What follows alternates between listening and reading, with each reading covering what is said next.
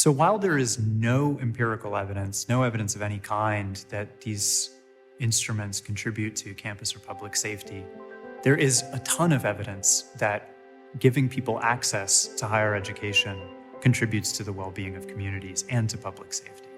And it's not hard to imagine why. Access to higher education comes along with a lot of other goods. It comes along with access to resources, employment opportunities, opportunities for service and leadership, all of the many resources that campuses have on hand. It comes with networks of people who you're connected to. I think it's helpful to keep in mind that right now in America, 20% of the population has a college degree, but only 4% of people who are formerly incarcerated have college degrees. And if you think about what that means for a state like Georgia, well, there are 55,000 people in prison in Georgia. There are millions of people who are formerly incarcerated.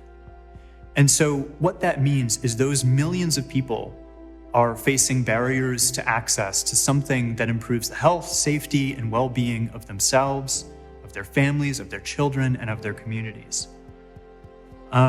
So if you think about what the impact of that kind of barrier is, it's massive. And not only is it a massive impact, but it's falling overwhelmingly, disproportionately on the same communities that face other systemic barriers to access to higher education. I think it's well known to anybody who's had any kind of encounter with the criminal legal system in this country that it overwhelmingly, disproportionately affects Black people, Indigenous people, other people of color, poor people. And all of that compounds all of the other forms of systemic inequity that people face.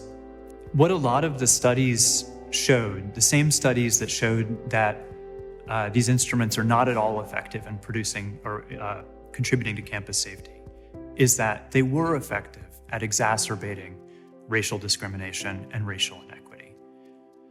So it seems pretty clear then why so many of those reports concluded. I think there was a report 2019 from, I want to say it was the Association of College Registrars or something, I can't remember exactly the name, but in any case, their conclusion was that if schools have the option not to use these criminal background checks, they simply shouldn't use them at all.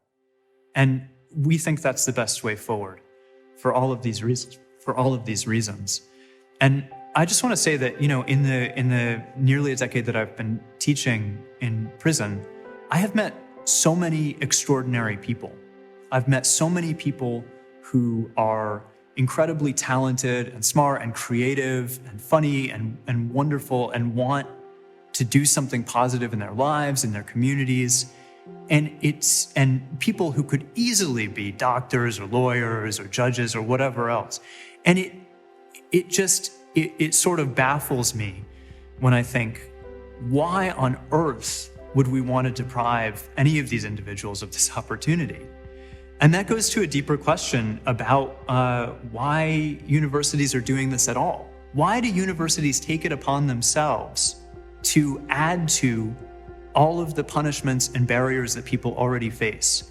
As I understand it, the role of education that is reflected in the mission of any university that I've been affiliated with has nothing to do with punishment. It has nothing to do with holding people accountable or with reducing violence even, or anything that we might associate with the work of the criminal legal system. The mission of Life University, part of it is lasting purpose, to give, to love, to do, to serve out of a sense of abundance.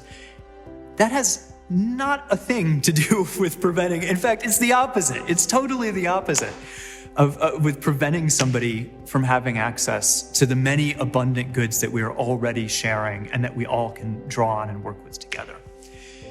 So I guess my question is, why does a university see it as their job to essentially become an arm of the criminal legal system when that is not part of their mission? And when that is, in many ways, in fact, it's just obviously counterproductive to their mission. I've been so grateful to see so many talented, brilliant leaders go through the program that we offer up there. And the fact of the matter is, these people would be leading and doing good work in their communities, whether they went to Life University or not. But the fact that they do means that we have one more way to connect them to other networks and other resources and other goods and credentials that enable them to do all the good work they're going to do and more. And so I'm grateful to be able to do that. And it seems obvious to me that we cannot be in the business of keeping people from doing the good things that they feel called to do.